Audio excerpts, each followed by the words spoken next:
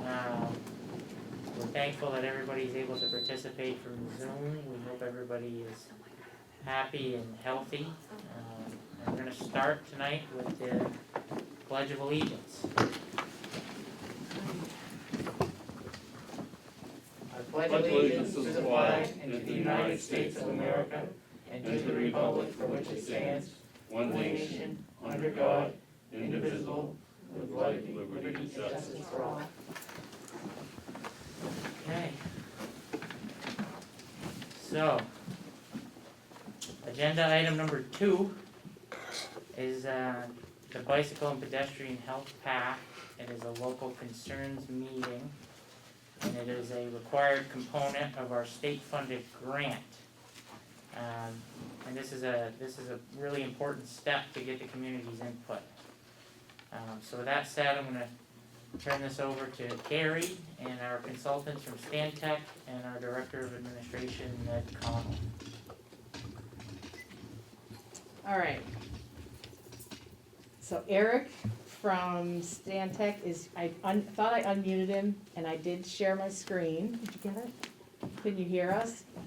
Now you have to enable him to share his screen. Individually? Eric, you need to unmute yourself. Because I did that at the bottom. Right, your speaker.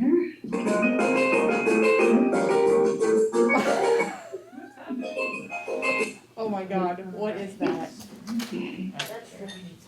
I do need help, but I already did the screen sharing thing. Yeah, but Right there. there's you need to let Eric So share. where's God? Okay, where's Eric here? Everyone's moving, right here. Eric and okay, Eric is Eric, can you hear me? I did that and it wouldn't work. Oh. Okay. And Hey Eric. Carrie, this is Kayla with Stantec. Eric often calls in on a phone. Oh, yes. So try the unnamed Okay. phone number. Okay, sorry. He did tell us he was gonna call in too. I don't see a phone. Can you hear me? Yeah. Gotcha, Eric. Wonderful. Okay, so who needs to be able to share their screen? I will. So under which account? Your telephone number or Eric Ayling? Eric Alling. Okay. Calling. So I'm just gonna make you a host, Eric. So you don't, Okay. you don't share, you just make host? I don't know how to do I don't that either, anymore. yeah. I'm asking, I don't know I don't either. know. So Eric, you should be all set. Alright, I'm lucky with Hi Carrie, hi. Ruth and Bob Cronin here. So this is about, so to frame it up, Ned, can you just give us a little short version of what we're here for and talk about the St. Albans Health Path? Sure, thank you. This project has had several lives so far. There was the tunnel, there was the bridge, there was a crossing farther up, there was crossings at either end of the sash. This is the, I don't wanna say the latest iteration, but what's obviously the most heavily used path through this area. And I have to admit, I am an active user of this path, and yes, I know I'm crossing through a limited access highway. But every time I've been through there, and last time I was through there in the dark of night was mid-November last year, and I actually almost hit another pedestrian who was crossing, the gentleman was wearing black fleece and not wearing a light, so I nearly hit him. I'm surprised he was okay. But this project is focused solely on an at-grade crossing from Thorpe Ave to Thorpe Ave. This is just basically a supersized sidewalk, so I wanna keep people just focused on that and no other things. And Eric, I'm gonna hand it off to you, I'm gonna mute myself, and Eric Alling from Stantec, it's all yours. All right, thanks, Ed. And thank you to everybody for taking some time out tonight and attending this meeting.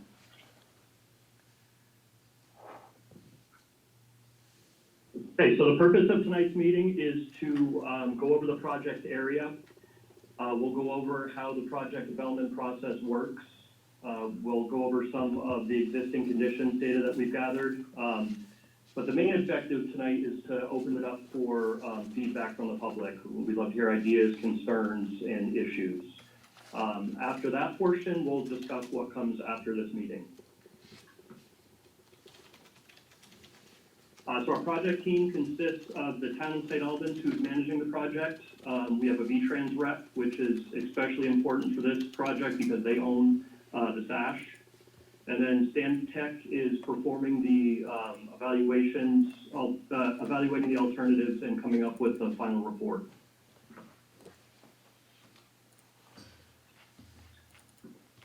A quick overhead view of the project area. I did include the entire SASH because we will need to look at impacts to the intersections at either end. But essentially, we're talking about just where Ned said, right sort of in the middle of the orange cloud is where we're focusing on. Also from this view, you can see a nice overhead view of the educational center and Colin Furley, and making this a pretty desirable area to cross. And again, our focus is on bicycle and pedestrian crossing for this study. So here's a look at the typical project development process. We begin in project definition, which is where we are now, where a problem is identified and studied. After it goes through that successfully, then it can become eligible for funding and ultimately for design and construction.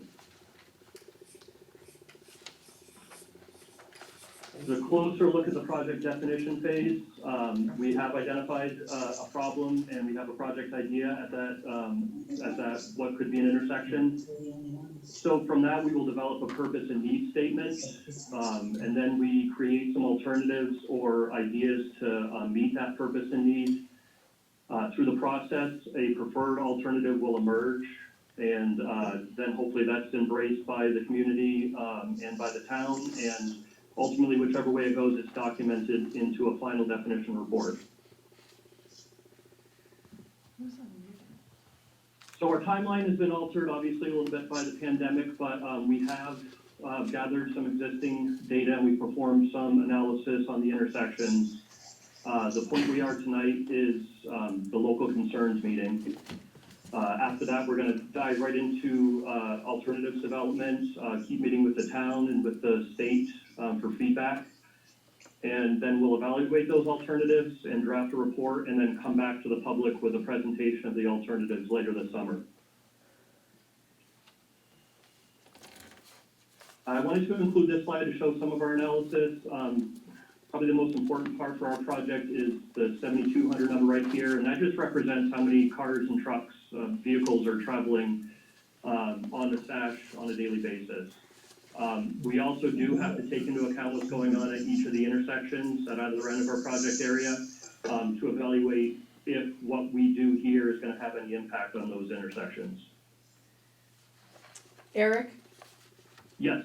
if you could just pause for a minute. Someone is not muted and it's making it very difficult for other people to hear. You need to mute yourself. I cannot do it right now, and it's causing a lot of feedback. So it's a top right corner. To put your little arrow on the top right corner and hit mute, please. Thank you, Eric. Okay. Is this better now? It does seem it. Okay, great. So here is a little bit closer look at the area we're talking about. With Grice Brook up to the north and then Thorpe Ave extension down to the south.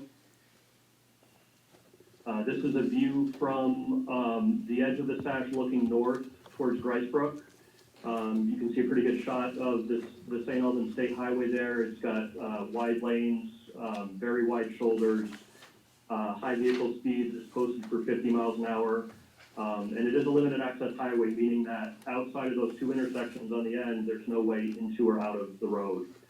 One good thing about this location is the sight lines are very good because it's a relatively flat stretch of road and it's straight. This is looking south from Grice Brook. Obviously a much different looking road. This is a residential road with lower speeds, much lower amount of cars. But no dedicated bicycle or pedestrian facilities. And this is from the SASH looking south. This is the path Ned was talking about, obviously well used enough to prevent grass from growing on it. Similar to the other side, it's a low traffic volume, low speeds, and there are no dedicated facilities. So that sort of sets up what we're looking at in the area we're focusing on, and this is the point where we'd love to welcome any feedback or comments or ideas for the area. I put a couple of bullet points on there to kind of help guide the conversation, but this is sort of an open forum here, focusing on this intersection in this area. And so logistically, Carrie, how do we want to get questions? So I think we'll let each person who wants to speak do that for 3 minutes, or is it 2 minutes? They can unmute themselves and pose their question or make their statement, and then just please keep it brief so that we can move on to all those others that might want to talk. Ask them to state their name too. And you need to please state your name when you make a comment. Hi, this is Ruth Cronin, my husband Robert.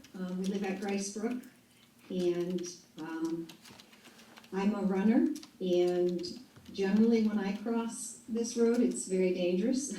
It's up, I usually go up to the lights at the interstate access, closer to the interstate access.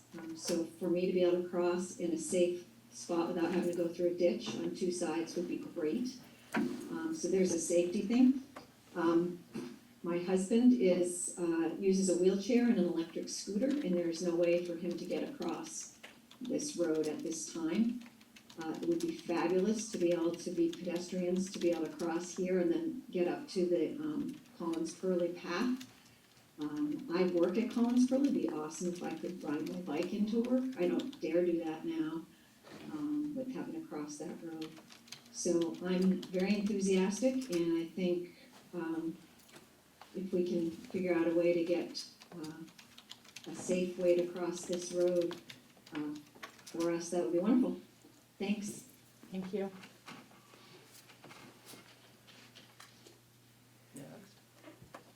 Yes, I'm willing to go next. Ken Nolan, one of the owners of 146 Grice Brook. My mother Donna lives there. I would echo what Ruth said. I think we're very encouraged to see this actually moving forward. Do have a few concerns just with the design. I'm not sure how this is planned to connect to Grice Brook Road if it is. And just want to recognize that that's elderly housing. And if you're putting a bike path through there, you can expect a lot more travelers. So we want to make sure that there's proper screening and the road is handled properly. There's some water drainage issues now in the parking lot and crossing the road. So anything you do, we'd want to make sure it's not going to make that worse. But in general terms, very excited to see this going forward and hope it moves quickly. Thank you. Can I add something in here, Carrie? If it's brief, sure. Just regardless of what we put in here, I'm assuming we'll get some form of federal or state funding in relationship to constructing the project. We will need to meet ADA guidelines, which will mean some sort of a, 1 in 12 slope from Grice Brook Road down to the Sash, across the Sash, and a 1 in 12 slope up from the Sash. So it'll be easily attainable by either the Cronins in a wheelchair or people similarly, enabled. Thank you. Thank you. Hi, this is Randy Martin. Jack Kane, we also live in Grice Brook at 144, and we do support this also. We're hoping that this can get accomplished. And I won't reiterate what Ruth and Donna's son said, but I would also support that. Thank you. Thank you.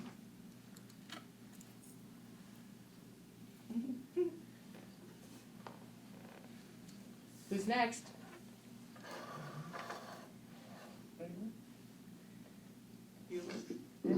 Hi, Marlene Nugget here. I live on Thorpe Avenue Extension, second house in from where you're talking about doing it. I think it's a great idea. My husband and I already crossed there, to walk down street. Just curious of how it would work on our land. Was it sidewalks that you're talking about doing, or? Okay, The thought right now is a shared use path, and we would, identify any right-of-way impacts during this phase of project development. So that's something that would be looked at. Great, I say go ahead, put a sidewalk in my yard, I don't mind. Thank you. thank you. Is it okay to ask a question? Go ahead, Randy. Yes, I was wondering if there's any, inclusion in the project about the change in the speed on the highway access, or is that something that's out of the scope or ability of the project? How is that, being included in the thought process? That could potentially be one of the alternatives. It's more than just, putting a lower speed limit sign on there. The road is designed for 50 miles an hour. It makes drivers comfortable driving at that speed. There needs to be some additional changes to the roadway, but that's something we could certainly look at as we're, looking at some of the alternatives. With V-Trans coordination, of course. Thank you.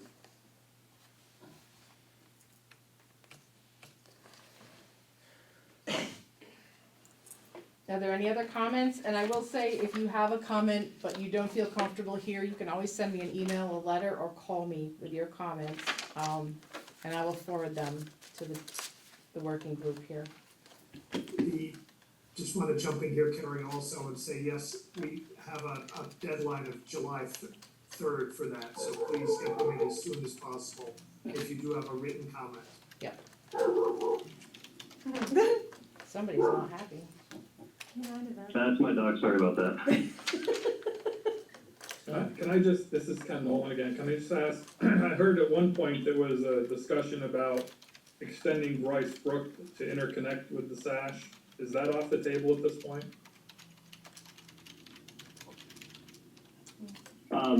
I don't think anything's really off the table at this point. We're just trying to get people's ideas and thoughts and feedback and concerns with this area. We'll start to look at developments after we sort of compile, the comments we got from this meeting. Thank you. I'd like to sound in on that too. Yes, I'm a member of the board for the Gracebrook Association, and we do support that. So if there's any way that could be included in the plan, we would support that 100%. Randy Martin. Thank you. All right, so I don't hear anybody pushing to get to the front of the line. Are there any questions from the select board? I don't know, can they hear me, or? Can you hear Jessica? Not really well. If you can Should I repeat the just come question. closer to you?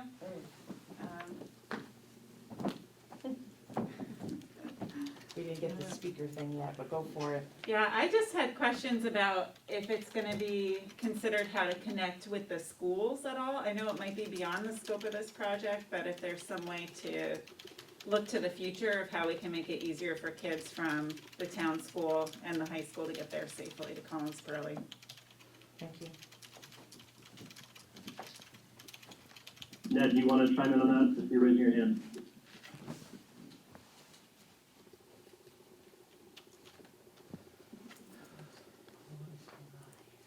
Or not. So, There we go, sorry, just need to click the right button so that I can unmute myself.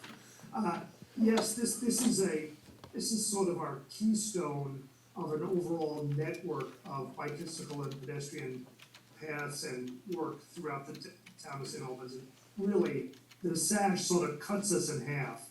We want to be able to connect the schools on one side of the Sash with Collins-Purley and the playing fields on the other side of the Sash, along with connecting Collins-Purley with Hardack and with other places in town and frankly, even in the city. So this is part of an overall scheme. It's one very small part of that scheme and one very small part of that network, but it is really the keystone of that network. Once we can cross here, we can do a lot of other things. And I just wanna say, this is aside from crosswalks at either end of the sash, which obviously are required and have been painted in various different years.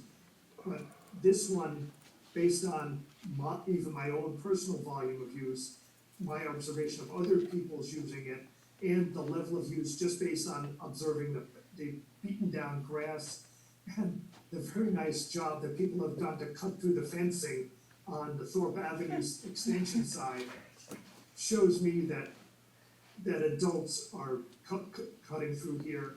It's not just a couple of kids and crushing down a fence. Somebody has cut through the fence and done it in a neat way, who had fencing tools, who knew what they were doing and did it very intentionally. So this is the keystone to our whole overall bicycle and pedestrian network on this side of the town of St. Albans. Thank you.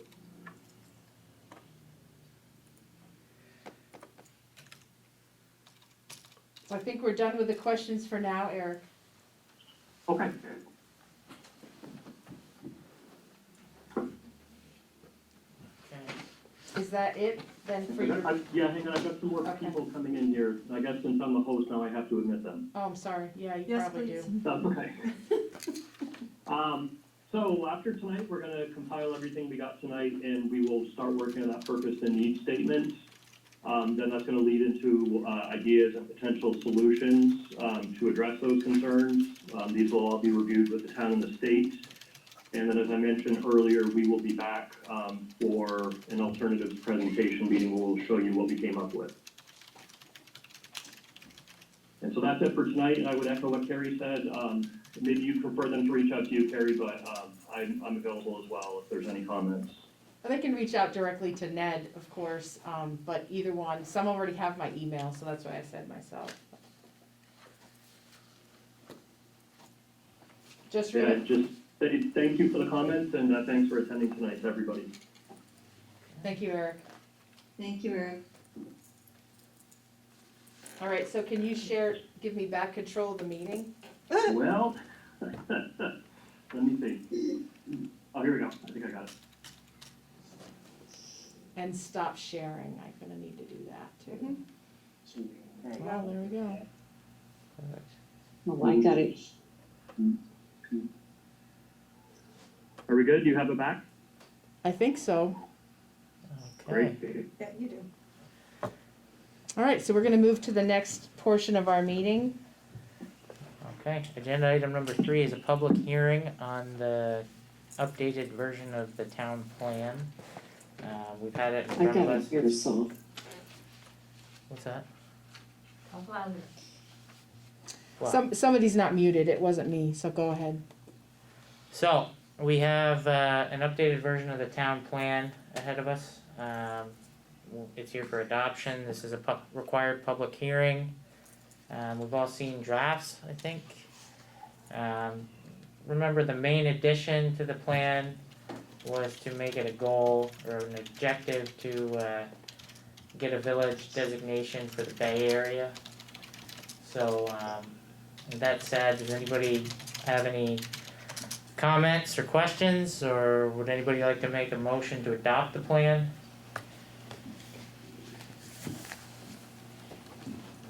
Just making sure, do we have to, Carrie, is there a statement that we have to share with the, do we have to read the notice in the packets, or? You don't have to, we generally have read the notice to open the hearing, for the town plan itself. Do you want me to do so, just to be safe? Sure. Sure. So notice is hereby given that the town of St. Albans is holding a public hearing during our regularly scheduled select board meeting on Monday, June 15th at 6:30 in the St. Albans Town Hall to consider approval of the 2020 St. Albans Town Plan Update. Our statement of purpose to adopt the 2020 St. Albans Town Plan Update in accordance with and pursuant to 24 VSA, sections 4384, 4385, pursuant to chapter 117 of Title 24, sections 4387 and 4384, Vermont State statutes annotated. The full text of this has been on file and is available for review at our office here at Town Hall. I think that's sufficient. Okay. Yeah, so that notice is something that we have to put out to warn the hearing. I don't think it's required at all that we make a motion to open the hearing, I think we're already here. That said, does anybody have any comments, questions, concerns about the plan itself? Okay, does anybody here from the public, do they have any comments about this town plan before we entertain a motion to adopt? Okay, hearing nothing, we'll entertain a motion if anybody has one to make. I'll make a motion, we adopt the 2020 Albans Town Plan. Okay, Second? Aaron second, so Jonathan made the motion to adopt the plan, Aaron seconded it. Any further discussion? All in favor, please signify by saying aye. Aye. Okay, so that is a 4-0 passage. So, that said, we'll all have to sign this before we leave tonight. Now we're gonna move on to agenda item 4, which are the warrants. We'll start off as always with Stanley and the general fund warrants. Alright, I have the general fund warrants dated 6/15/20. 98 warrants total, $92,969.22. Amcare, $12,070, that's our monthly fee. Fiscal year, July 1st, it'll be up to another $321 increase. We have 6 departments in the town for Blue Cross Blue Shield for $16,746. We have a bill from Beauregard, however you want to pronounce it, for $17,406. Now I looked and that puts Mr. Masser over budget on that one line item.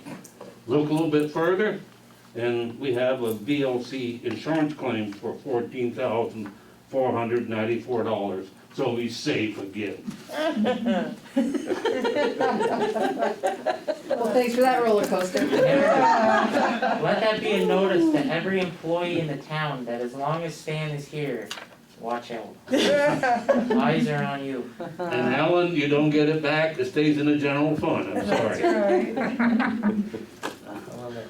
The other 2 are for the trail work, trail maintenance for $6,285, and some engineering work for the trail work for $8,951. And it was our time to pay our yearly watershed fee for the weed harvester, which we do use, and thankful that we have a great family in the Bay Area that stores those weeds and helps us out considerably. So based on the above, I'd make a motion that we approve these warrants for $92,969.22. Second. Jonathan with the second. Thank you, Stan, that was awesome. All in favor, please signify by saying aye. Aye. Okay, so Aaron and Jessica both have some warrants. Why don't we go over the payroll warrants first with Jessica? Alright, I have 2 payroll warrants. The first one's June 5th, 2020 for $21,698.52. And the second is June 12th, 2020 for $22,164.83. I make a motion that we approve these 2 payroll warrants. I'll second. Aaron with the second. All in favor, please signify by saying aye. Aye. Thank you. Aaron? Okay, I have 3 warrants in front of me. The first one is the Stone House warrant to PI Charbonneau Construction for renovation work on the Stone House in the Bay Park for a total of $37,700 dated June 15th. I'll make a motion to accept the warrant. I'll second it. All in favor, please signify by saying aye. Aye. The next is the industrial park warrant, which was for a sign light, road lights, and a sewage pump for a total of $792.42, also dated today. It's all related to Green Mountain Power specifically. And I'll make a motion to accept the industrial park warrant. I'll second it. Jessica with a second, all in favor, please signify by saying aye. Aye. Thank you. All right, and the last one is the infrastructure development warrant, and this includes a payment of $3,893.50 to Ascent Consulting for the town hall project manager fees. Also another to Ascent Consulting for $1,700 for town hall testing and permitting. And then the last one is to Cross Consulting related to our salt shed, and that's for $4,876.46 for a total of $10,469.96. So I'll make a motion to accept this warrant for the infrastructure development. Jonathan with a second, all in favor, please signify by saying aye. Aye. Now, I wanna point out that this is what, Aaron's second meeting in person? Is this your second meeting? It is your second meeting in person, and you had a pretty difficult set of 3 warrants, and you explained them artfully and thoroughly, and kudos, cause it took me a little while before I could explain anything as well as you just did, so. Mr. Chair, can I make a point? The Stonehouse warrant, we will be getting some money back for that from the Historical Preservation Grant. 20,000, right? Was the total About of the that, grant? yep. Yep, perfect. That's the work that did the copper on top of the cupola Yeah. and redid the doors, so Mhm. just in case people are Excellent wondering work, what we too. did with it. But good work by a local contractor Yep. who lives right around the corner, I believe, so nicely done, thank you. So, minutes. Who would like to lead the discussion on minutes this evening? Or maybe make some motions to approve them. Anybody? I'll make a motion, we approve the minutes of May 26th and June 1st and June 8th. I'll second it. Any discussion, comments? All in favor, please signify by saying aye. Aye. Jen, Sir? everyone who contributed to writing those minutes, nice work. Thank you. Okay, agenda item 6, public comment. Is there anyone here that would like to make a 3-minute public comment? So if you're still here on the Zoom meeting, you can unmute yourself and comment at this time. But you don't have to. I'm gonna give it another roughly 15 seconds, just in case anybody's having a hard time on you.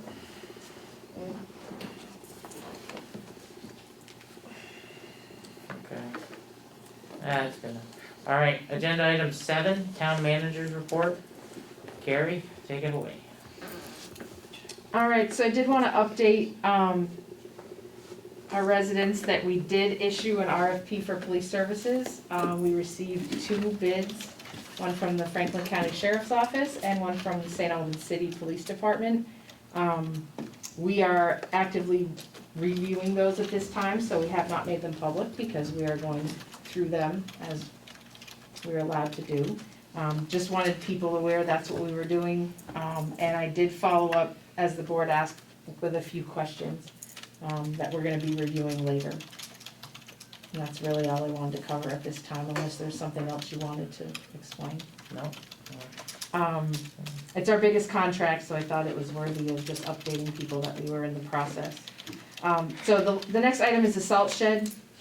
Matt Young, our project manager, is working on that with the state. We're still hopeful we're gonna start construction in the fall, but the bidding process has not, we're behind right now by a week or 2 because of waiting for some approvals for them, but we're still hoping to go out to bid fairly soon on that. Any questions? Yeah, when is the drop dead date to have everything up there? I know we mix our salt with sand, and we're gonna get sand in, we have to do it down here right now. When do you need everything? I guess Alan would be the one to ask. We talked about it a few times. It's a little bit flexible, but Yes, it's gonna be tight. I mean, the state's holding us up. Sand I'm usually bringing in September and mixing it, and salt by the end of September into October. I usually have my salt coming in, cause I pre-treat it and get ready, cause the last 2 years we've plowed in the end of October, so if we get this out to bid in the next week or so, drop dead close date on the salt shed, I think they're saying is like the first or second week of October, so if I wait till then, I might just have to start with the old salt shed. Start filling the old salt shed, and just not to the brim, you know, just to get us through the first few parts of winter. We're trying to be flexible because we didn't wanna load the old salt shed, I know that's your question. Well, I know that the SASSA wants it, you know, and I know. we're caught in the middle here, so. It's too We bad are. they wouldn't let us, it's too bad they wouldn't let us move forward and just front the money and get it back and go through the process anyway, just Yeah, that's the opposite of how state grants go, so. ridiculous. Jim Coda's on the line, he's restraining himself, but Well, come on, let's get this. you can thing unmute going. yourself and comment if you really want to. Yeah, It's killing please- you. Please do. I'm always on your side, Gary. Well, come on, Jim, what can we do today? We gotta get this moving here. Now, thank you, Jim, for all your hard work. We know you're our ally. Alright, Oh gosh, all right, well, that's all, no comment needed, we're on there, we're trying to get it done as quickly as possible. The third item is just a very brief COVID update. The town hall is open by appointment only right now, it seems to be working fairly well. The public, when they do come in, are making appointments with Anna, or calling ahead. We do require all of the CDC guidelines be followed when you're in here to protect our employees and the public that comes to visit. Our fire department, for instance, is doing sanitizing of trucks professionally a couple times a week and doing regular procedures in between all that. So, I mean, I continue to listen to the state and regional, like Franklin County emergency updates, but we're kind of in a, as everyone knows, slowly opening phase, so not a lot is changing right now, short of a few things from the governor on a weekly basis. We do have we're actively updating our COVID tab on our website, so for any businesses or individuals that are curious about something, the ACCD as in dog, part of that website is very useful. And the dashboard, the Department of Health is updating on just multiple times a day is also very helpful for current information. And I can't remember, it's healthvermont.gov is a really great, there's so much on there, especially the dashboard that's on the first page. If you wanna click on that, it has a ton of information and it's updated often. Lest we forget we're in the middle of a pandemic. And the last item is really an update as well. The town hall project, we are pushing forward. We did hire a project manager. He's worked on an RFP for a couple different things. We're actively getting letters of interest from some people that wanna help us with this schematic stage, I guess is what we're calling it. We continue to have challenges here at Town Hall. I mean, the whole building lost power a week or so ago when I was on the phone with Brendan. I don't know why. We've had people look at it, so I felt like it was a sign. Somebody was telling me, I'm like, what is going on? And then everything came back on, but we had to reboot the server and it cost us all about 20 minutes. So we are going to keep pushing on that and getting more information so we can provide that to taxpayers and come up with a informed question for them to review in the near future.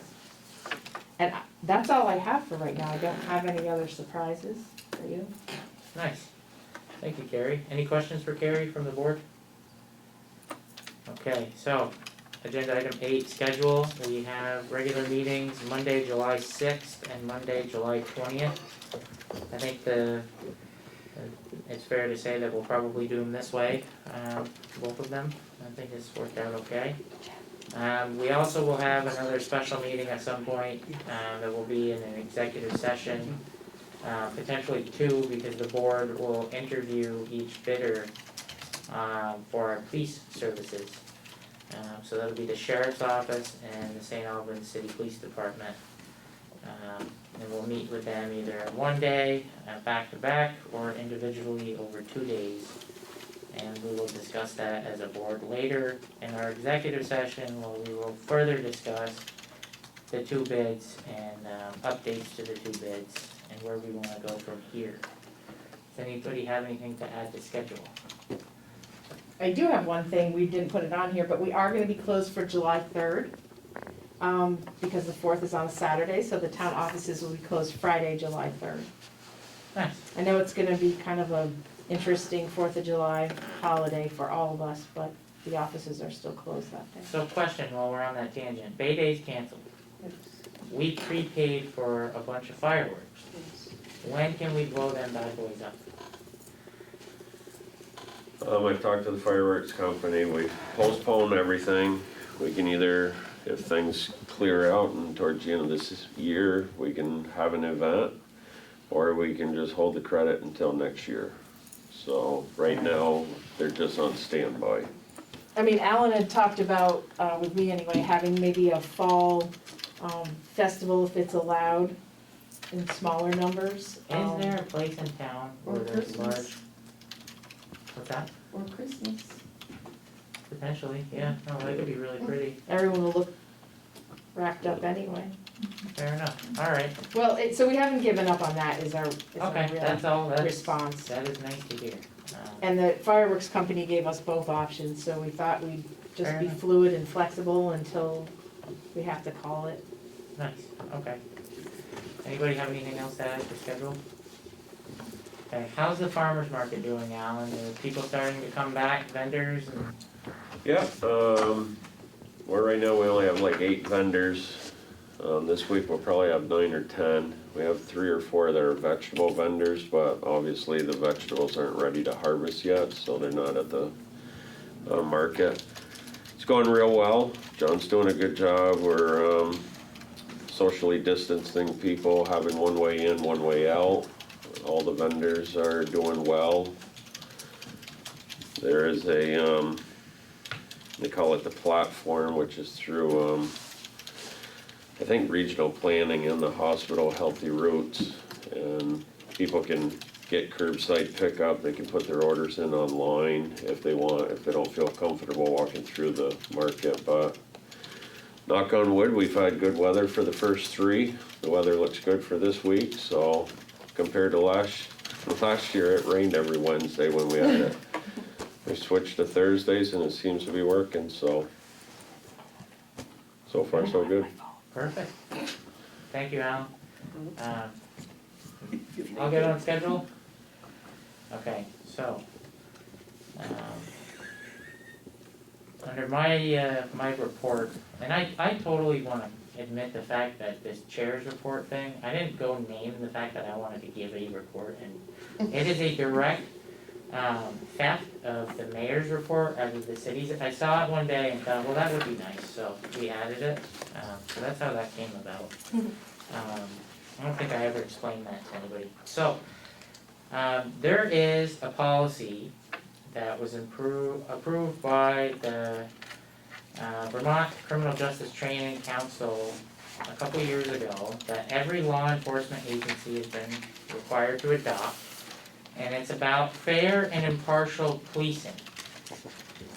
We don't really technically have a department as the town, and every other city or municipality that does have a department has had to, by law, adopt this policy by having to have their department adopt it.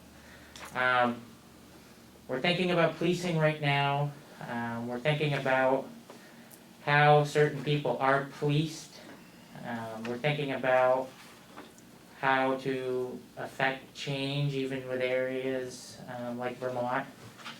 And the consent seems to be that nothing will really change nationally unless things start to change at the very, very local level. So I thought it might be a decent idea to adopt a tadly dumbed down version of the fair and impartial policing policy as a town and require it. Not necessarily because it's a requirement by any state law, or because it's something that needs to happen as part of our contract. But as a way to state that we won't tolerate it in our town, and that the purpose of this policy, I'm gonna read it. That kind of sets the tone for this all. The purpose of this policy is to require that all law enforcement agencies performing policing duties within the town of St. Albans conduct policing in a fair and impartial manner, to clarify the circumstances in which officers can consider personal characteristics or immigration status when making law enforcement decisions, and to reinforce processes and procedures that ensure that the services are executed and laws are enforced in an equitable and impartial way. This policy addresses personal characteristics, which maybe include, but is not limited to, actual or perceived identity, race, ethnicity, national origin, color, gender, sexual orientation, gender identity, marital status, mental or physical disability, age, religion, and socioeconomic status. So that it says you will not biasly police any protected class for any reason, and it clarifies in the policy that law enforcement officers are only allowed to take those personal characteristics into account when it is part of an evidence-based effort to secure a legitimate suspect based on an evidence or an eyewitness account.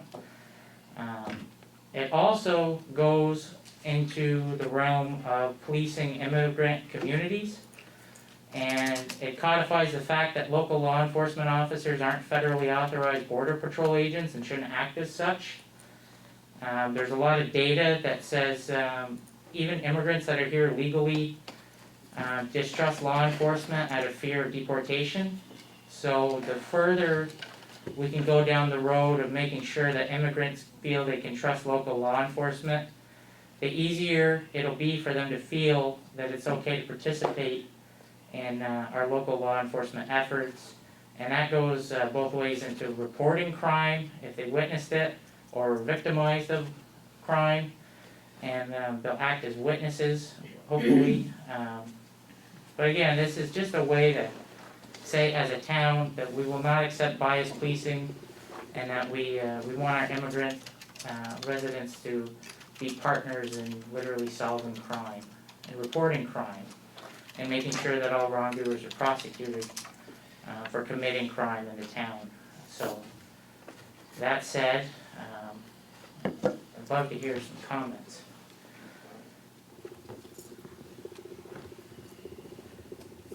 From the board? Crickets, yeah, please. So I think the sheriff's office has this policy in place already, They right? both do, Oh, they expanded both do, versions. so should we just be requiring whoever we hire to have this policy in place? Is there a reason to have our own? That's like my one question, and my second question is if we are gonna start our own policing policies, maybe we should include some use of force language. Well, we could expand it and require our own town policies for policing, or we can more thoroughly review exactly what the sheriff has for policies. I mean, it's, when I put this together on my computer, it took honestly a half hour, and it was intended to start a discussion. And where we go with it, I'm not gonna be offended, if the consensus is to say that this has already been approved by both law enforcement agencies that we're engaged with in these negotiations, and there's no reason to have it as a town, that's fine. But I'd like to do something to make sure that either our policy that we set here, or the policies of any department that we contract with, meet our very high standards. So however we go from there, that's fine. Stan, I don't have a problem with the town having their own policy. Every town probably will be looked at through a microscope with everything that's going on in the world today. And I think we'd be ahead of the curve by having something for ourselves. okay. Aaron? Yeah, I think this is a a good starting place, cause it starts with what has already been, reviewed and approved at the state level. I think that, as Jessica was saying, there's still room for improvement of our own policy, because I think if we're saying that we are setting our high standards, I think we should.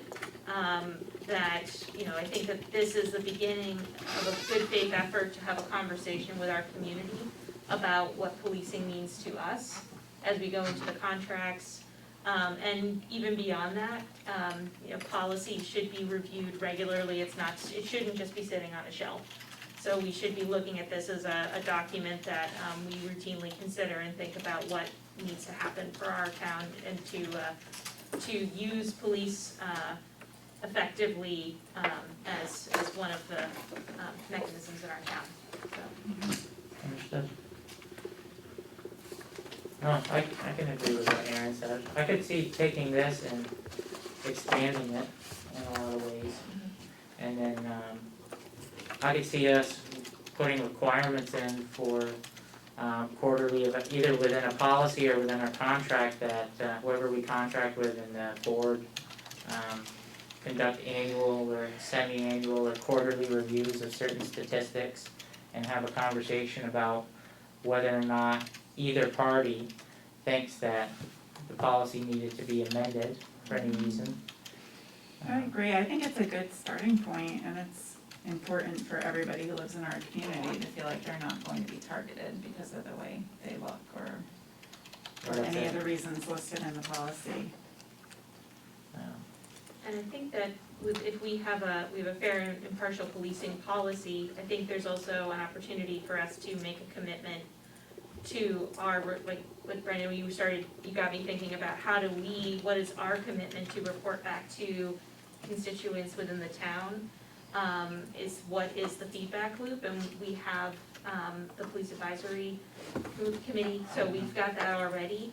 But I think that might be, as we've talked about within the board too, about what does that group look like going forward, and maybe with this policy, that's a place that we can have that conversation with folks in the town. So Aaron, bouncing ideas back and forth.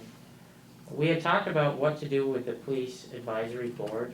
We decided that we were not going to utilize them to assist in the contract and negotiations, and I think that's proved to be fruitful so far, because it seems to be about the number and the coverage, but also the number. So maybe tasking an updated body, the police advisory board, with drafting a more comprehensive policy. And first, we should redefine what the police advisory board is, and then ask for maybe another round of applicants to assist in that. And then handpick a body that could, with some law enforcement experience and some human services experience, maybe somebody with a medical background, and then somebody with a government background potentially, and really put together a good core group and create maybe not a fair and impartial policing policy, but a set of policing policies for our consideration. Stan, what do you think? I think that's a great idea, and I believe that the police advisory board will quarterly report to the select board and have reviewed all the arrests. And if there was anything that stood out in that arrest, that we should be all talking about it. Right. So the police advisory board could then be the body that reviews the statistics on a quarterly basis. And maybe they could have, a monthly meeting reviewing a report, maybe a short half-hour, 1 hour meeting to talk about whether or not this policy, they could meet as needed, but, we could make it a more active group, and, drafting a set of policing policies for the town could definitely be a major way to get that started, especially now. And like Aaron said, it's a good opportunity for engagement. It can be done via Zoom or email. Brendan, I just had, if we're thinking about updating the police advisory board, I think that, I think the board itself should probably help tell us if we're having the community be involved, the community, I think, can contribute to what they could see the board being, so it could be a conversation around what the community is saying they want the board to be doing, and then what we also see and come to an understanding. And then also, I think the board previously had been meeting, during the middle of the day. And I think if there's any flexibility with that time, just to allow anybody who's working during the day, and I know there's no good time for everyone, but, especially parents with kids, and, I don't know if there's a sweet spot for timing for that, so more folks can be involved. Definitely. Brendan, I know 4 or 5 years ago, with Carrie and Chief Taylor and myself, we looked at where the calls were, and we reduced calls significantly. It can be an effective tool. It can be effective, but you gotta meet and talk about where the calls are coming from and what the situations were with the calls. So maybe those meetings could be tightly regulated within a policy to make sure that they happen. I mean, that's something, I think we use this to build accountability. Does this build accountability in the right way? No, because it really tells law enforcement officers what they already have to do. We need to draft something that tells us what we have to do to hold the law enforcement officers accountable for what they already have to do. So that's a good point. So this, let's table that, and then let's figure out how do we want to engage the community to create another round of applicants. How many people, do we want to expand that police advisory board from 5 to 7? How do we want to get the word out about that? How will we staff it? Especially if we're looking at a nighttime meeting. Let's try to get that figured out over the next couple of weeks. And at our July 6th meeting, let's try to we'll have that on the agenda. Let's finalize a vision and then start trying to encourage people to apply, and then try to get this off the ground by the end of July, I would say, maybe August. Right, and I've already been approached by a member of our town who's interested in joining, so I think there is gonna be some interest. Oh, definitely, and we might have more people than we have seats, and that's, this is a hot button issue right now, which is exactly why it's the time to conquer it, because the most amount of people are interested. So we'll get people with great backgrounds, and hopefully we'll be able to really put something sturdy together that'll last for maybe even up to a couple generations if it works really well. Could be a really effective tool for us. So thanks for helping with that. And Aaron, thank you. You're really helpful with bouncing ideas back and forth. It's really nice. It's nice to be back in the same room, masks and all. It really is. So agenda item 10, other business. Does anybody have any other business? We do need you to sign the resolution that we talked about for VLCT, but that's a small thing, you'll pass it around with you. Yeah, I'm gonna put all of the signature pages on the front of all the documents. I know one thing that came up over the weekend, so that, for our parks meeting, we're going to have some sort of grand opening up at the town forest for the new trails. And over the weekend, there were horses up there, which are actually quite damaging to the new trails, because they're very heavy and large and they poop everywhere. So I wanted to double check our parks policy and make sure that horses were listed in there as not being I'm not on sure those that trails. I have to check that. Yeah, it's, those things you don't really. We said Or- motorized Yeah. vehicles weren't allowed, we Yeah. never really covered, but we don't want them damaging our trails. So is that a policy or an ordinance? It's Ordinance, parks ordinance. So we'll have to warn that and have a hearing and an appeal period before we could affect that? If we have to change it, yes. Wonder if we could create a town forest policy where that could live so we could approve it immediately, or does that not make it law? No. Have to do it in the Create ordinance, an so that might take a minute, that might take a minute, that's a good catch, I hope it is listed.